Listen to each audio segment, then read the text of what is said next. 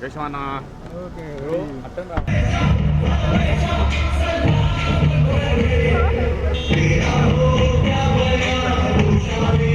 మరి ఈ గౌరవమైన ఈ కార్యక్రమానికి నిర్వహించుటకు ఉండి నియోజకవర్గ శాసనసభ్యులు ఆంధ్రప్రదేశ్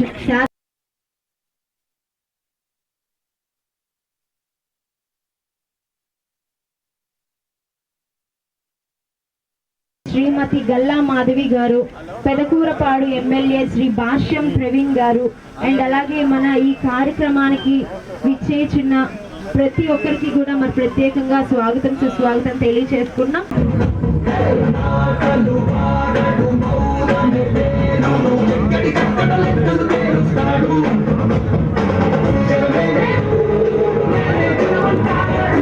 గొప్ప మానవతావాది, ఇంత గొప్ప మరి ఫిలాంథ్రపిస్ట్, ఆ టాటా హాస్పిటల్స్ కానీ విద్య ఏదైతే ప్రజలకు ఎక్కువ అవసరమో విద్య వైద్యం ఆ రంగాలకి కొన్ని వేల కోట్లు జాతీయ స్థాయిలో కాకుండా అంతర్జాతీయ స్థాయిలో కూడా ఎన్నో యూనివర్సిటీస్కి కొన్ని వందల కోట్లు డొనేషన్లు ఇచ్చింది టాటా సన్స్.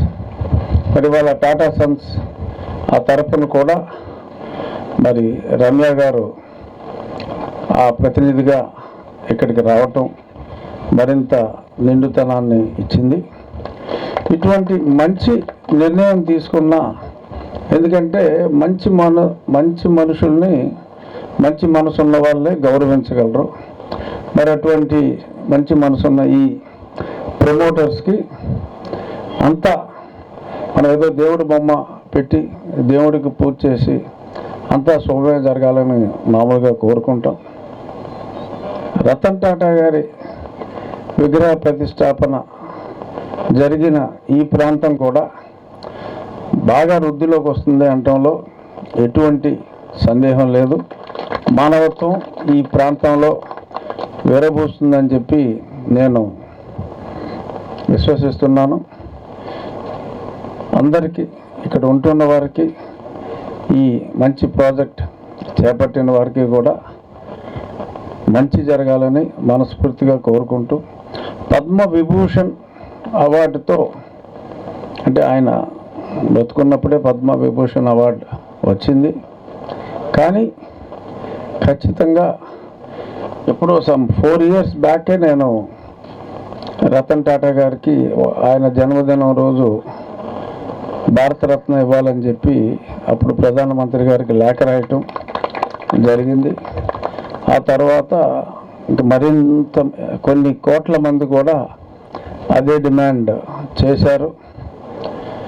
ఇన్ని కోట్ల మంది ఆయన పేరులోనే రతన్ ఉంది.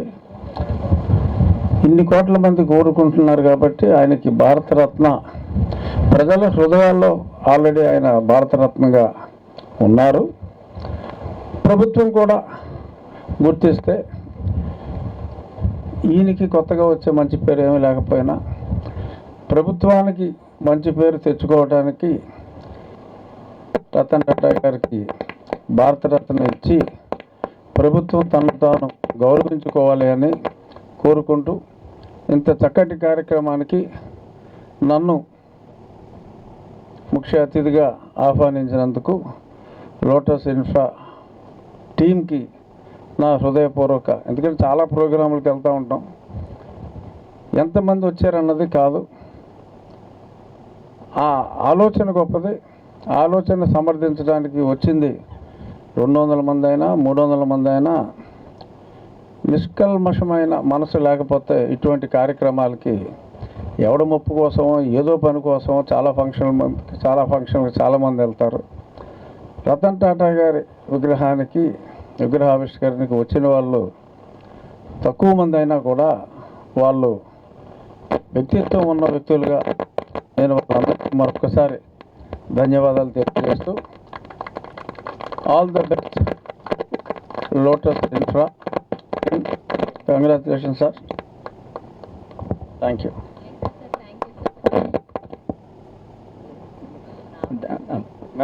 Thank you sir.